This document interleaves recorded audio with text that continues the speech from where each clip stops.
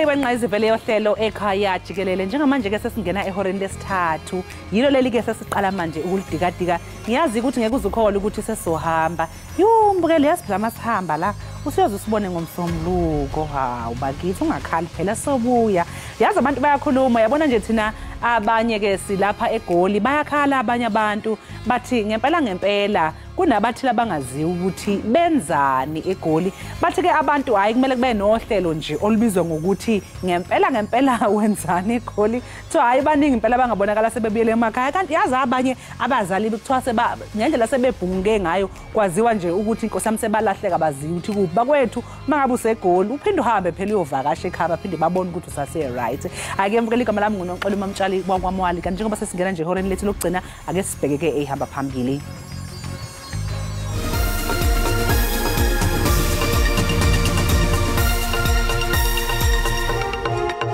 President Ramaphosa calls for the immediate cessation of violence and the exercise of restraint. Umongameli uCyril Ramaphosa umemelele ukuba kunikezelwe ngeenkonzo zoncedo ezikhawulezileyo nezinganamiqathango eGaza.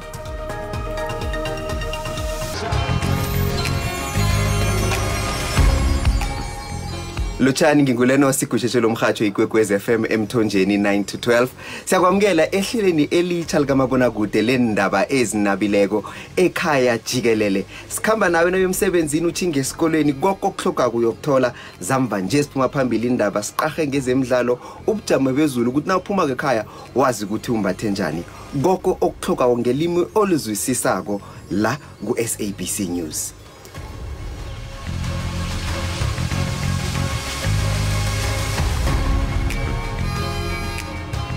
Amasosha akwa-Israel aqhubekile nokugadla eGaza indawo yasePalestine ibingenawo ke ugesi kusukela ngolwesithathu. Izikhulu zezempilo zithi bangama-45 abantu asebeshonile kulokhu kuhlaselwa osekudilize ibhilidi esifundeni saseJabaliya.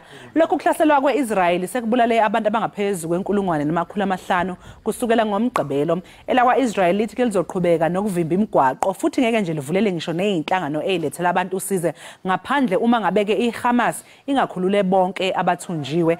Khona manje lokumengamela lapha eNingizimu Afrika uCyril Ramaphosa usenxuse ukuthi kuvulwe ngokusheshsha ngona okungenambandela indlela eya eGaza ukuze kuhanjiswe usizo ebantwini abalidingayo. Owayesakuba ngumongameli woMzantsi Afrika uThabo Mbeki ubeke ibala kwiqela le-ANC kokusilela ukuhlaziya bebegqibe kwelo kwinkomfa yabo yangonyaka ka-2017.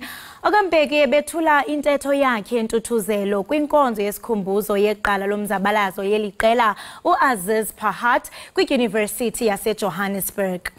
Ukanti Okapahat gxebe ukwababazwe ngendima ayidlaliyele kumgaqo siseko wamazwe angaphandle nendlela ebesombulula ngayo imicelimngeni yemiba yangaphandle.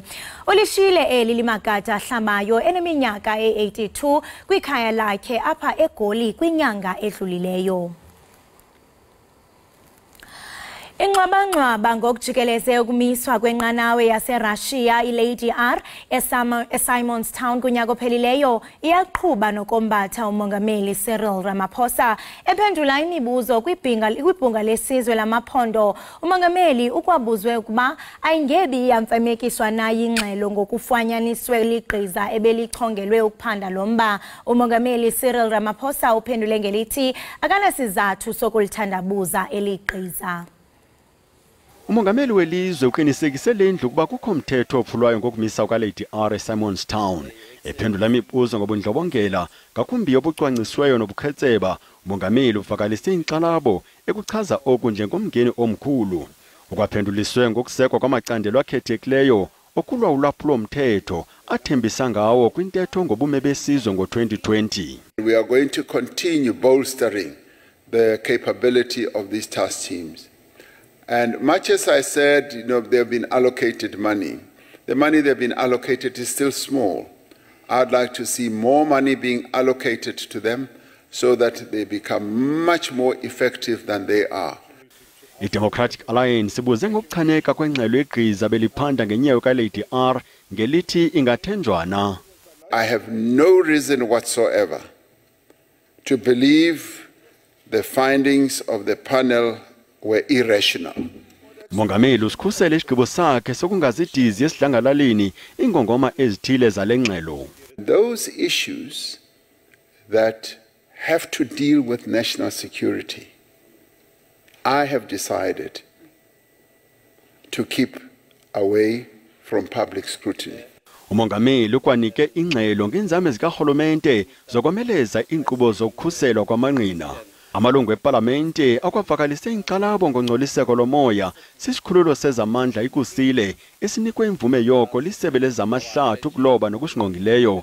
Ramaphosa uthi isizathu soko sihambelana nokukhawulelana nengxaki yocimicimo umbane kweli.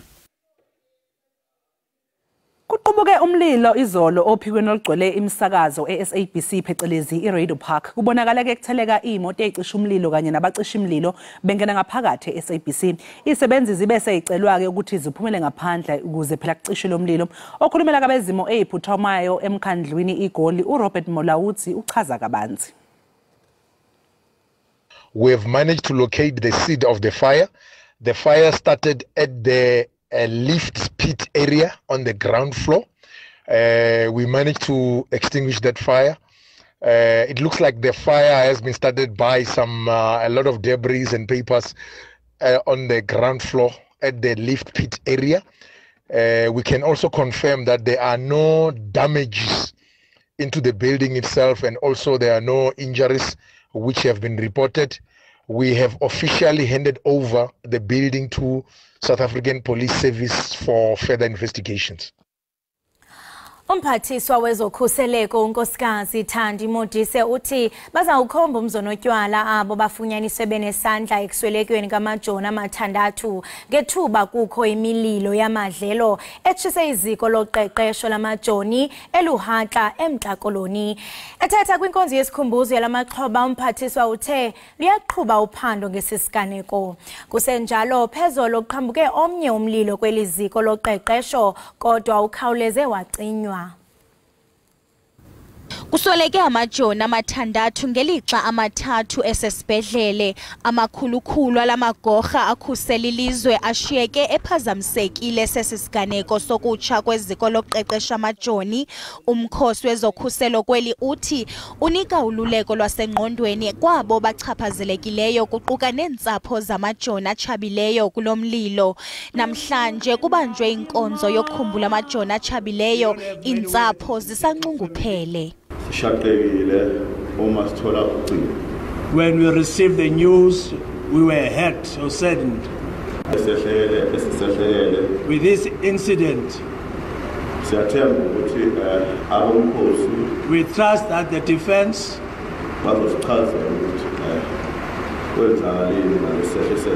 ukanti luyaqhuba uphando malunga nokuba kwenzeka ntoni kanye ngosuku lwesiganeko. We are going into a board of inquiry. We will get a report, and if anybody is found to have been responsible or negligent, that then we will take into it. We do know that there was a second fire. We now know that that second fire in the communities there they have found whoever had started that second fire.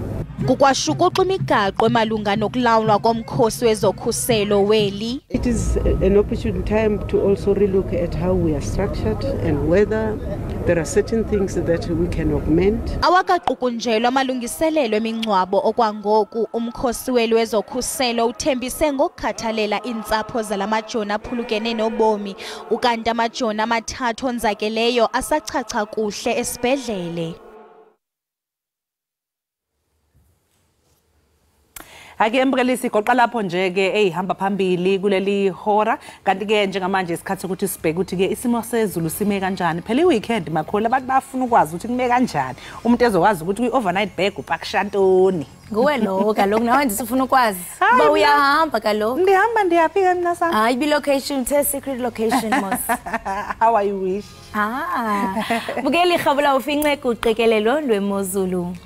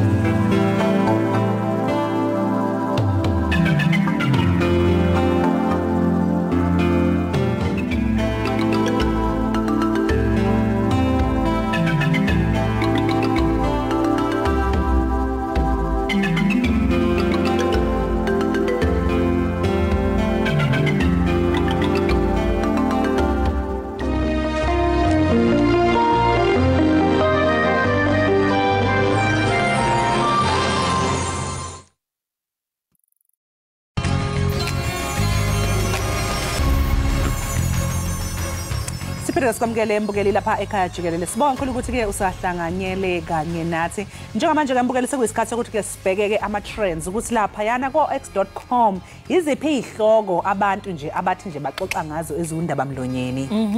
Uma ke sijonge mbukeli into kubana seziphi ke eziphala phambili #yokuqala University of Pretoria iphala phambili eyesibini #bafana.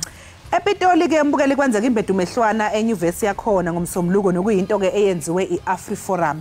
Laba ke phela bebekhala ngokuthi kunocwaso khona esikoleni kanti abantu babesebenikela ke inkundleni zokuxhumana beyozwakalisa ulaka lwabo. Babeka ibhodi laphana elibhalwe no whites allowed.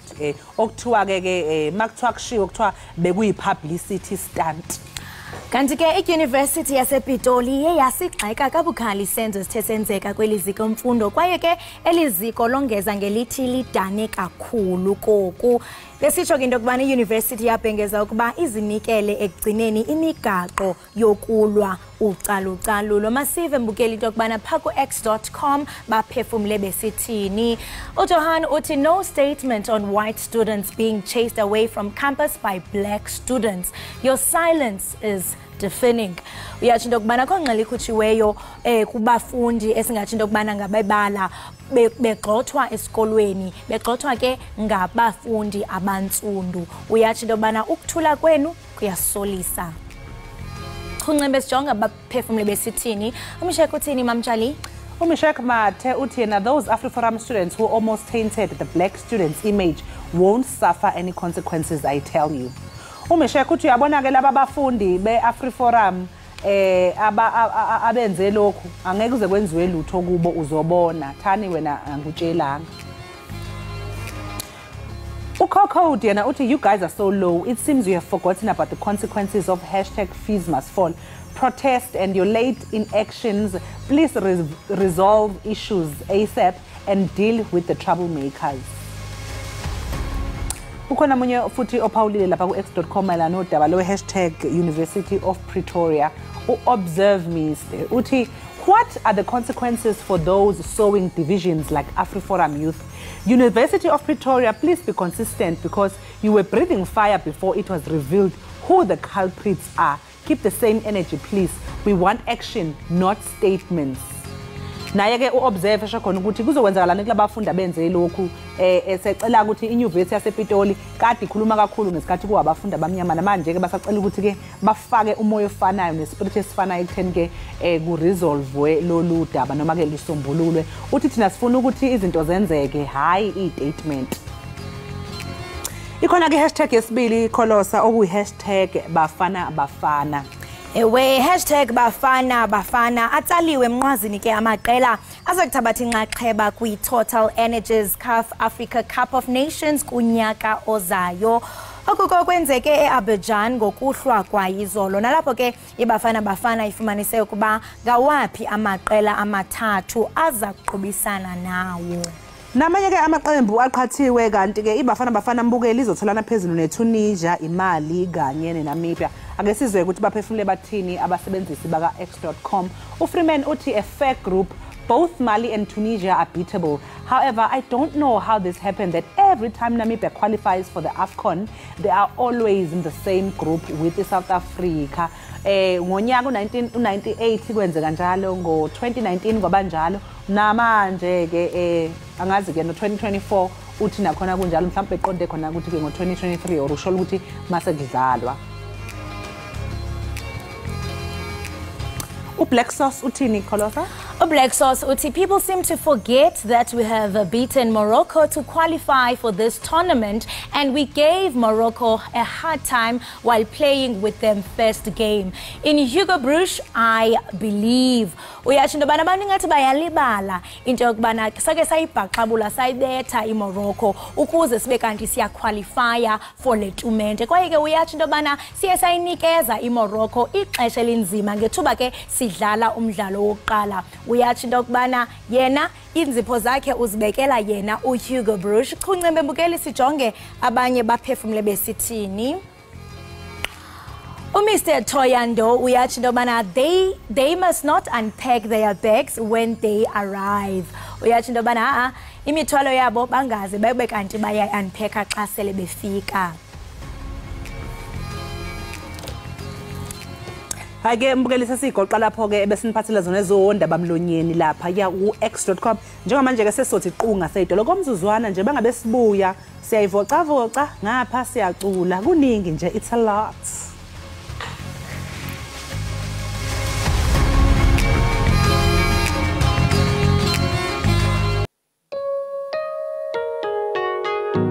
Have you ever felt so empty, lost and confused?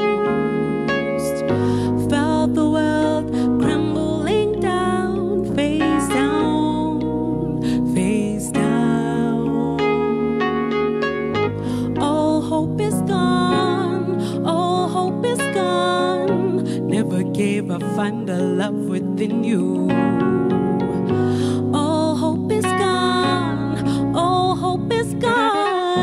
Never give up, find the love within you. Set your mind free, set yourself free, love yourself, free yourself and fly away. 'Cause the veil is removed from your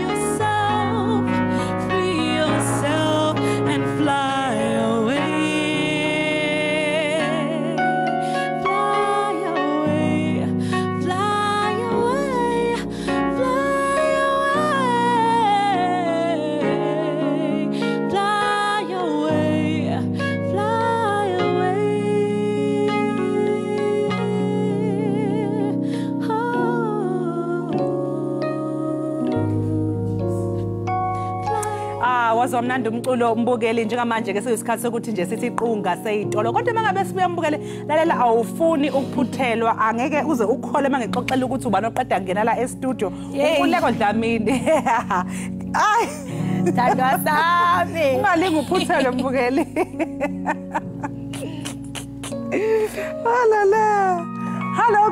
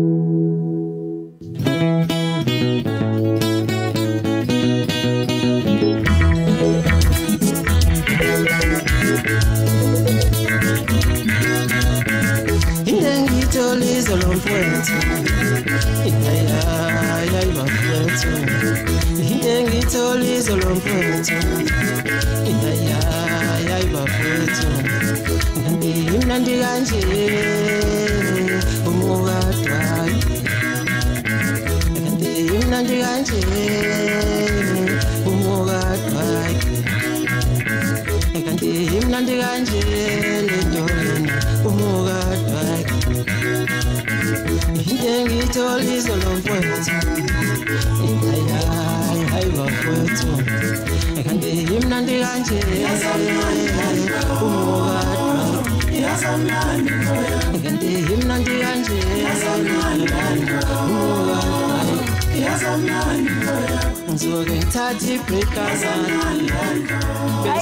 umqeqeshi we-aerobics eMzantsi Afrika uNkululeko Dlamini nodume ngokuba yi-king of squats uye wongdaba mlonyeni phaa kumaqonga kaTikTok kumzimba wakhe ke okheke kakuhle. Uyandiva mozimbukeli bantini uDlamini ke ubone kwivideo ekwiklasi ye-squats apho ke ekhangeleka ngathi uyadanisa. Ivideo leyo ke zakhe zokuzilolonga ziye zasasazeka kuwo onke amaqenga onxibelelwano. Ulapho ke estudio ukuze asinike ingcebiso malunga nokwenza i-squats. Hayi! Sanibonani. Unjani kodwa? Ngiyaphila unjani?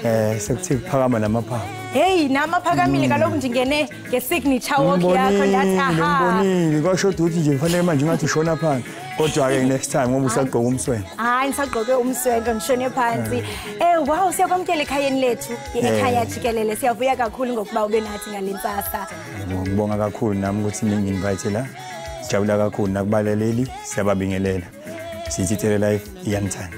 Awu sithandwa sithi for abantu abathi jonga siyafuna ungena kule nantsika yakho because enye into endiyiphawuleyo ukuba xa u-exercise kukhona uncumo kukho nje into enyakazayo bade bathi abanye you are doing it the African way. It's fun kumnandi. Ingaba mhlambe uthi intentional yonke lento? Yes kuyinhloso impela ukuthi senze ngalendlela ngoba even njengoba sisebenzisa umculo wasekhaya bese sisebenzisa lo mculo kusuke kungathi kuyagidwa kanti asigidi is an exercise. Even noma ubabona abantu bebegida bayancuma nithina ukujabula. So leyo nto le iyasiza kakhulu ukuthi if uhleka uyenze exercise umuntu oyibukayo ubuke ngathi lula kanti ayisuke kushubile la eNzansi. But kusizwa ikona ke lokho ukuthi siyenze in passion. Because God omnyochile uthe bensazama ndathi iqunda vele ndawo phansi but when you make it look so easy and enye into siye sayiphawula kumakhasi onxibelelwano emva kokuba udumile abantu bayakujuwetha ukhona nomnye bendimbonile xa busegadini uphethe watering can uyenza nje watering can abanye abantu bayahlekisa babe nazo ke ne comments endingathi into bana zirhabaxa bade bathi hayibo indoda ide ithi qoko utheni kukhale enyonini ungathi mhlawumbe uresponda njani especially kwaba ba negative because khona nenye video ye wayijuwetha usithi izani yenzani ukuthi lento abayenzayo bona babona ukuthi izobabhida futhi nabo ngesikhathi ethi yena uyahlekisa kanti ukhulisa namamaseli and uyayisiza naye kodwa khamba kwesikhathi abona ukuthi lento ade ngithi ngihlekisa ngathi iyangisiza kodwa benganakini and ubakhuphula thina nangalokho thina asinankinga nokuthi benze njani as long igoli yethu iqhubekile phambili because inhloso yethu ukuthi kusizakala abantu healthy wise and fitness wise and for umuntu othi athi deep down na andiyabawela because nami ndithe xa ndikujonga ndathi deep down ikhona laa nto eqonda uba ndiyabawela and into enzima kubantu aba-exercisayo is consistency. Umuntu mhlawumbe uzawuqala abone ivideo kube abe excited but it's something that you have to do every day. Ungathi mhlawumbe xa wenza i-exercise efana nale ye-squats kubaluleke ngantoni uba ube consistent so that uzawuthi qoko njengawe? Kubaluleke kakhulu lokho ngoba kusiza ngokuthi wazi ukuthi okay iroutine yami bengiqala Monday ngizogcina Friday then you rest lo 2 days or uqala Monday Thursday then rest 3 days. Lokho kukusiza ngokuthi ama-muscle nama results wathole fast rather than ukuthi ufike Monday bese uqhamuka futhi Friday angeke wathola ama results because u resta too much then ujima kancane. But if consistent kuyakusiza lokho ukuthi uyibone lento yenza igcinene. So uthi xa uhamba noba usendlini yakho inoba nje the way usenza ngakho noba uya ekamereni okanye uya PPP uhamba ngawalk. Leyo sengiyishiyela labo abahlekisayo ayabo leyo ukuthi bahambe bapheke ngayo bangene engadini eyabo leyo but thina sibamba ejimini and okumnandi ngathi uyakhona nokusi-invite enkonfeni conferences uyakhona usi-invite kuma baby shower ama-party because njengoba disubona akudingi nokuthi baze bangene bajime ukusibona nje kwethu ungajabula nje ukuthi awu kanti ngathi kuyi-jive it's an entertainment also while kusiza abantu futhi ngetraining. And into endiyithanda kakhulu kukuba upromoter nomaskandi kulento because you sing along sithandwa sami ucula yonke izingoma seluzazi. Yes, angithi kumnandi ukuthi wenza into yakini ngoba uyakwazi nokuyizwa. Nemizwa yakho ihambisana naleyo ngoma. Phela ukuthi ukwenza into ogcina ungayi-understand nanawo. That's why kungasuma maskandi kuphela every music wala eSouth Africa siyakwazi ukuthi senze ngawo as long uzohambisana nathi. Enye into ke wena abantu abangayazi kukuba wake wadlala nomdlalo webhola. Mhlambe bazothi hayi mhlambe. Kodwa nawe uyabona nje. Mhlamba angazi ukuthi badidwa yini umdlalo impela ophelele lo. Hayi, bungeke uzongimake nje kalula mina. Ungathi mhlambe experience yakho from into bana mhlambe uzibandakanye because likhona neqela wazibandakanye nyanya iJomo Cosmos. Ungathi mhlambe kwi-gym exercises nangulo muntu nguye namhlanje because now it's a signature style. Ungathi yeah contribute kanjani? Iqale kudala iqalanga kuJomo Cosmos. Jomo Cosmos zinto zangu. Yes, into zamanje ngokuthi futhi igoli yamade ngifisa ukuba khona prophesied then ibona bangibonile ngaleso sikhathi then ngathatha le opportunity. But le iqale yokudlala iqale ngimncane kakhulu and bese ngibuya ngase ngicreate bengiqala phansi ngabona ukuthi okay izinto ezangisiza ukuze ngibe kanje iziphi ngase ngithatha zona ke ngehlanganisa sakhipha lento engiqalile manje. For abantu abathi they really want to achieve ezi body goals ungathi mhlambe ibaluleke ngantoni into ye diet because abanye abantu mhlambe bazawubhenela kuphela into bana no ya exercise but mhlambe into ye diet bayibekele bucala ungathi njengokuba mhlambe usenza le type of exercise ibaluleke ngantoni diet? I-diet ibaluleke ukuthi igcine umzimba wakho uhealthy and uthola ama results fast. Because if uzojima uphinde udle noma yini kuyakulimaza lokho ngoba umzimba wakho uhlala uyileyo nto but ube flexibility shothi ube flexible but umzimba ubumkhulu also. Kanti i-diet ikusiza ukuthi i-maintain umzimba wakho especially esiswini. Enye into siyibone xa sijonge eza TikTok videos it's like bonke abantu abalapha ingathi already they have achieved as body goals. Ingaba mhlambe kufika abantu abasele noko bethe qoko okanye ba start from the ground and mhlambe umuntu ungamnikeza ixesha elingakanani for ba azifikelele kwelinqana abafuna ukufikelela kulo? 3 months to 6 months. Utsho nje ba 3 months 6 months sekuthe qoko. Bonke labo babonayo abafika ngabe nje. Abanye bafike beqhaqhazela naye nje usisi umbona nabo ngoba babona nje bafike bekhathazele bombona ukuthi ewa uzofanele uzombambe kodwa ngokuthi le consistency ezikhuluma ngayo bayithanda lento and bayabona ukuthi izobasiza baqhubeke lapha phambili. That's why sengathi manje ingathi lula kunina no everyone if starta kahle phansi kugcina sekufikile la fanele afike khona. Ndiqinisekile nomuntu xa ijongile uthi this is my motivation to keep going xa ibona ngathi yakhe. Ile nhloso yami ke that's why mina bengijima ngijimela ukuthi wena oseceleni ubone kimi le result before ngikwenze mina. Nifumane kaphi? Sitholakala eBeta Solomon lapha eJP's Town hamba Marshall Town ilapho sithola khona engifundisa khona it's a hall ilapha ngase JP's Town ilapho sitholakala khona thina. Ingathi kule 3 months noko njazinikeza. iWhatsApp yethu it's 078 6340 778.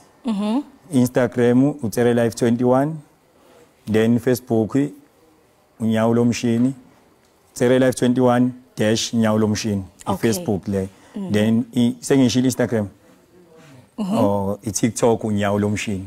Nyawo Lomshini vele ku TikTok esesikhona. Bukele yabona ndingenza kanje ke kuthi sizawukhala jonga siyazi into bana sizabanikeza ababukeli bethu exercise. Kodwa nje ndifuna ukuthi nje kancinci noba ngqibe ichops in fact ndizikhulule. Iyenzeka ngaphandle kwa asoze nikwazi.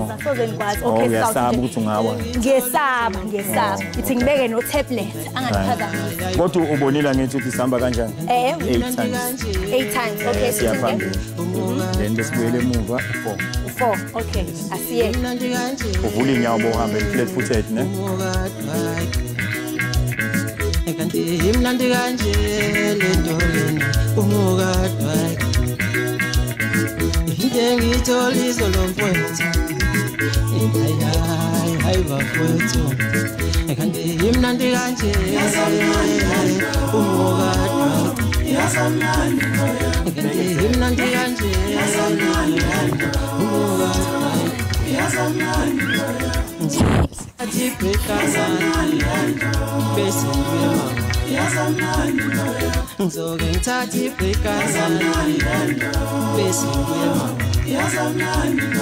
Ngizoke ngithathe ibhekazana bese wema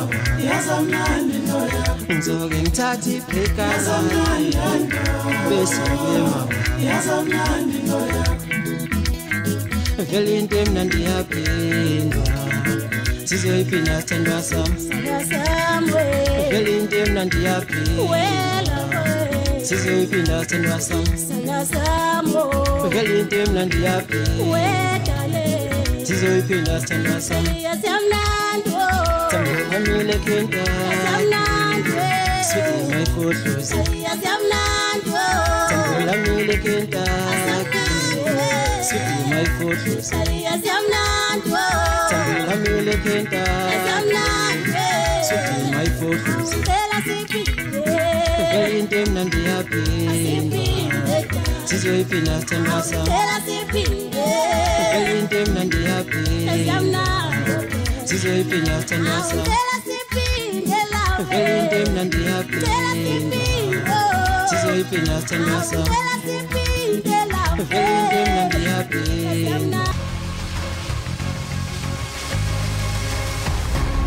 Siphinde sikwamukele mbukeli lapha ekhaya Jikelele sibonga kakhulu ukuthi usahlanganyele kanye nathi kumnandi lapha ekhaya namhlanje njengoba kulesihlanu nje hayi kodwa kwabunye usisi engengize ngimusho ngegaba ongayiceleni kwami amathanga ayasho la sekubhlungu ngasakwazi nokuhamba Okusalayo ibody goals uyibonile la cala balithe qoko salithe jonga sengihambe lapha ngula into yakhe sana hayi yayishaya hawu and I salute him because uyenza ngathi ilula uyenza ngathi lula but xa sowungena kwi-action uyeva into yobana jonga umadolwa nzima so kuhle kakhulu into yobana mhlawumbe umuntu angaba nesakhono okanye abanelo nto nayo ikwazi into yobana ibhabhazela ibe kwelinqanaba kakhulu into engichazayo yazi uthini umakholi into engichazayo ukuthi o-social media sometimes abantu bebeyitshela ukuthi bahlekisa ngawe benza ngawe ijoke baku-embarrassa kanti abazi ukuthi baku-elevator jonga ngoku uhambile ngoku ungapha kwamakhelwane bambizile and into endiyithandayo even nezinye ivenkile endingazuzibiza ngegama ziyamkrweca zithi khawuze kweli cala so le nto itshoyo into yokubana ukonakala kobisi kukulunga kwamasi ungathi umuntu uyamhleka kanti uzobalana ndiyayithanda nalento ayenzileyo uba uthathe zonke eza comments ezinegative waqabela ngazo wathi hayi khululekani in fact nindenza famous yes naku ngoku ndilapha ekhaya Jikelele hayi cha ke nathi ke siyabonga ekhaya Jikelele nathi ave sibalekile siletha abantu abatrendayo yes deep down kona shame hayi ndiyabawela wena hayi ke mbukele njengamanje sekuyisikhathi sokuthi ke sibheke ke indaba zezemidlalo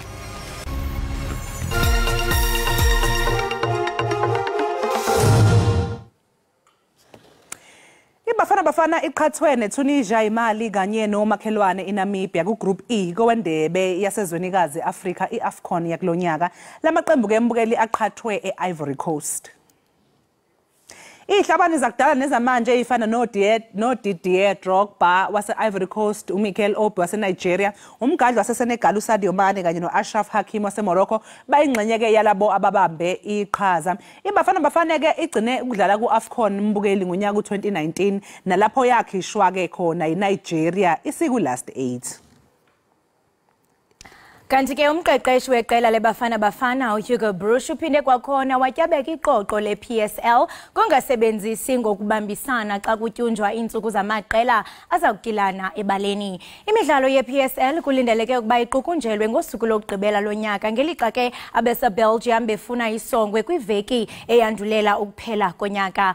Injongo yoku ke mbukeli bathi kukunika ikhefu kubadlali abaza kusingisa kwiAfrica Cup of Nations. Kungokunje iqela lelizwe loMzantsi Afrika likwinqaku lilungiselela unqozulwano lwabo nabadlali baseSwatini nabase-Ivory Coast ngomso nangoLwesibini. So if PSL should have stopped the 23rd like I asked immediately after last season, I didn't wait 2 days. I think the last game was finished and next day we sent them a letter and asked them please stop PSL on 23rd. And also the reason why, so we can give the players off 6-7 days. Did they read the letter? I don't know. I don't know. But they ignored it. Was I expecting something? It doesn't interest them. It doesn't interest them. So they just don't want to give you a good opportunity and a good environment to prepare a team. Ake mbukele sesigoqa lapho ke uhlelo lwethu besimiphathelene namhlanje kuyi Friday bekumnandi sikwenze konke besithembise ukuthi sizokwenza Makholi ababukeli ke sesize sibabone ngomsombuluko ngiyazi ukuthi ave kubhlungu kuze lezo ndaba nathi kubhlungu ngithi kodwa hayi only two lala and then mazethi Monday siyabuya ewe siyabuya ngiyasifumana pha kumakhasi onxibelelwano ku Facebook xa ubona bana akade afike uMande ngasibhalela nje uthi hi how are you doing we miss you nathi sa respond sithi we miss you too kodwa ke mbukeli khumbula into bana ungasifumana pha ku SABC Plus. Hey ingaseba ngathi bathi catch up ababukeli bakwazi into bana basibukele kwakhona kodwa ke nango2 sizawuvela irepeat yenkqubo na ku YouTube mbukeli ungasetha uthi Ekhaya Jikelele uzasifumana namhlanje iFriday bathi Friday the 13th yasha khona baholiwe yes khona baholileyo thina sinithanda ngothando lika love qiniseka mbukeli lonto yenzayo kuyo le weekend kuthiwa ke it is twice as nice mina ndingumadlo ngothi ndinithanda kakhulu nisole kahle